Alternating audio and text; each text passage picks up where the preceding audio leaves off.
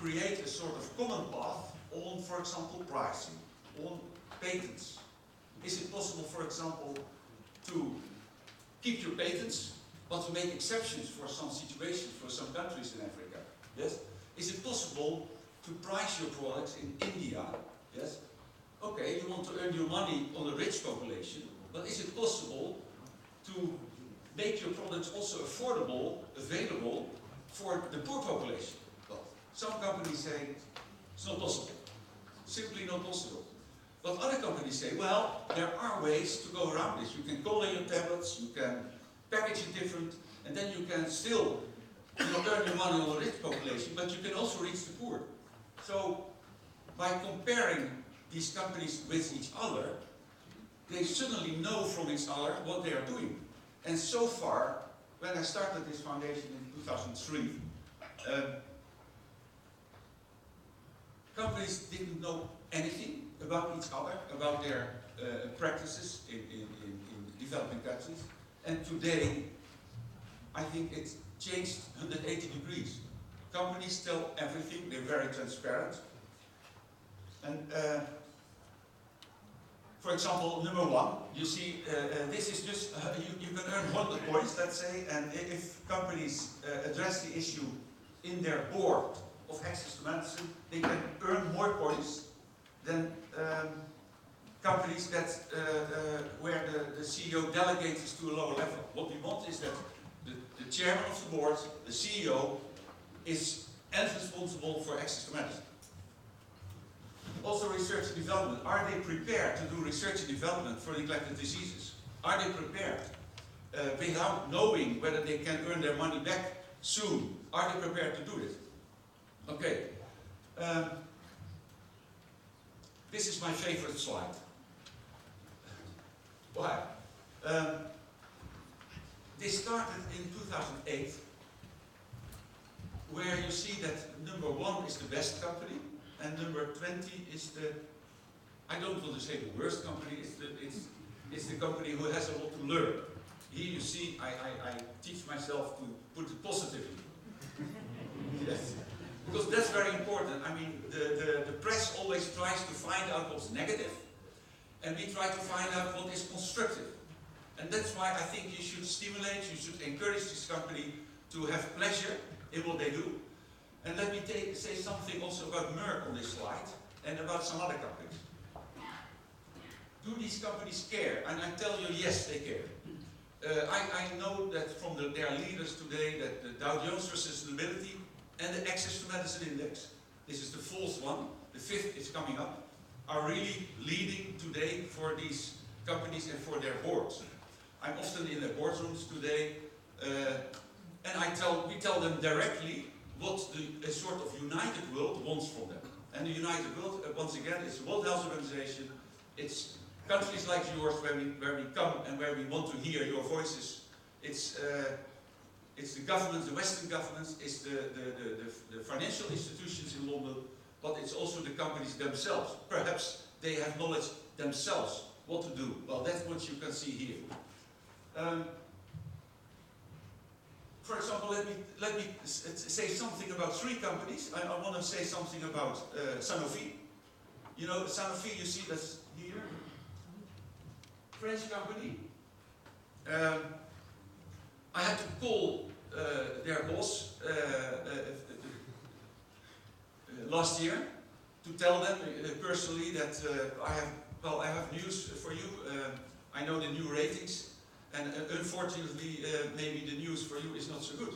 And they said, well, tell me, well, your company went down from 3 to 8. And they said, well, that's impossible. I can tell you, Sanofi is a company where access to medicine is in their genes. So, yes, you can't understand this. They're still, let's say, one of the better companies, no doubt.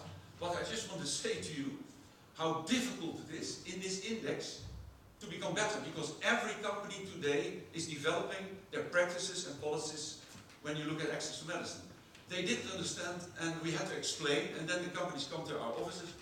Every company we invite, one day we teach you what went wrong, and when they left the companies, they know why they went down. Let me take one other example before I say something about Merck. Takeda number 20. Can you imagine Takeda?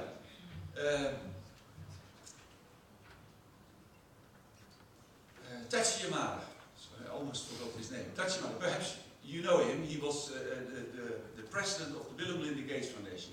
A very dedicated man on the issue of neglected diseases. After he left the Bill and Melinda Gates Foundation, he went to become a board member in Takeda in Japan. And he said to me, Wim, I know this index is very important for me. We are dedicated to become higher on your rating. And he told that to the press. He told that to the Seattle Times when he left. Can you imagine? Can you imagine? I phoned him he walked somewhere in Singapore. I had to phone him. He said, Tachi, it's Wim. I have the new ratings. I have to say your company went down from 18 to 20. Can you imagine that this man, 3 years after he worked in Takeda, that he got this message that this company is now the worst company? He said, well, Wim, he waited a bit and he said to me, Wim, I am disappointed, but not discouraged. I would say that is typical Tachi. Positive, you see what I mean? It takes some time. He's very dedicated. I saw him in a speech at the Financial Times Congress, or it was maybe the Financial Times Congress, where he told that we need extra challenges to address the health issues of today.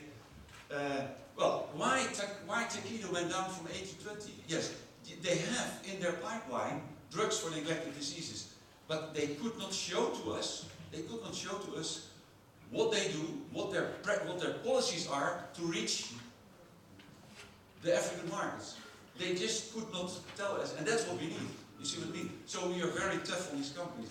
And that's why I'm happy to speak here. It's not often that I speak for a company, or it's Unesco Merck, because we have to take care of it.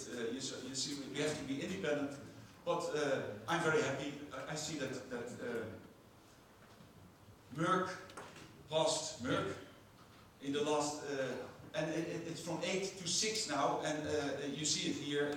This company is dedicated, and I must say that it takes quite some efforts.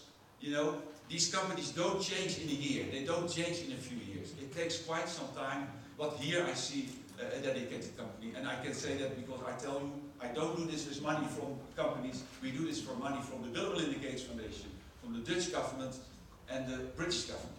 So, but again, I want to say, Merck is a very good initiative, but they're not there yet. They're just 6. A long way to go, I would say.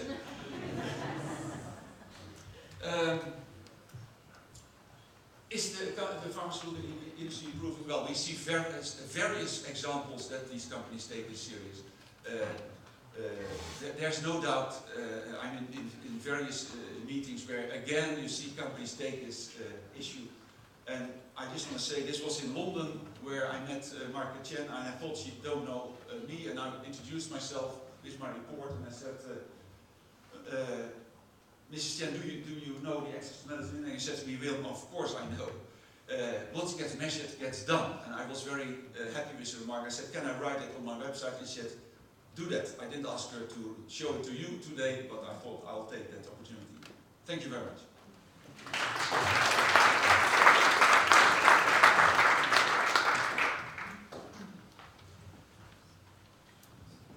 What gets measured gets done. Thank you very much, Mr. Leereveld. Now, government. Uganda is present in this meeting at the highest level for the Minister of State. And the intention post this summit is that Africa stands out and becomes that hub, that international hub for excellence in scientific research. Honorable Minister of State for Health, Primary Care, and Member of Parliament, Honorable Sarah Opendi, will be addressing us shortly. But before she does that, I would like to say a few words about her. She's Minister of State, yes, and she has served as Deputy Speaker for Toronto District Council from 1998 until 2000. She also served in the Office of the Inspector General of Government and was promoted to Principal Inspectorate Officer in 2004. She has held roles in many other organizations, such as the Dalida Anti-Corruption Project, where she was Deputy Project Coordinator, the Acholi Bursary Program, and the project of the Royal Netherlands Embassy, where she was the accountant, and Window Trust, Uganda, where she was the financial manager. A seasoned business administrator, seasoned accountant, and seasoned politician, a woman leader, a champion for development. Honorable Sarah Opendi, please speak to the summit. Thank you very much.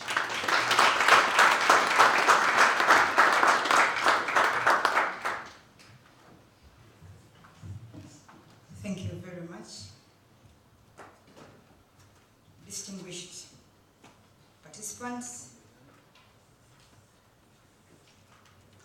ladies and gentlemen, it's indeed a great pleasure for me to be here this morning. And I must say, a big sacrifice. For those of you who know what is happening in Uganda now, this is election time. So any minute that you are away, you are losing some votes.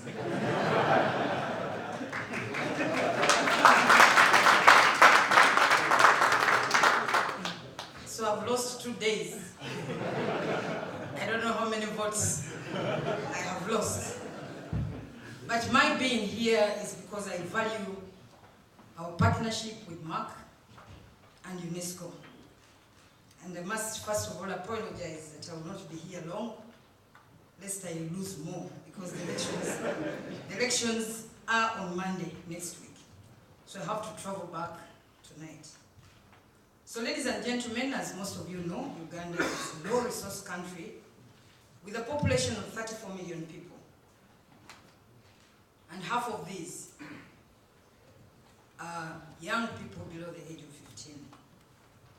Uganda as a country experiences a high disease burden of majorly malaria, infectious and non-communicable diseases. And of course, malaria being the leading cause of morbidity and mortality amongst all the age groups. HIV/AIDS has also had its toll on our population. And of course, we have also experienced the viral hemorrhagic fevers, specifically Ebola and Marburg. Right from the outset of my talk, I would like to underscore that the health sector in Uganda implements an evidence-based policy formulation and programming strategy. We do recognize that sound policies and programs, more often than not, emanate from well-researched information, critical reviews and analysis, as well as consideration of best practices. This approach leads to policies and programs that are responsive to and tailored to the local situation and needs on the ground. We therefore need, ladies and gentlemen, to make good use of quality and relevant research available to inform policy and practice. In line with the above, over the last couple of decades,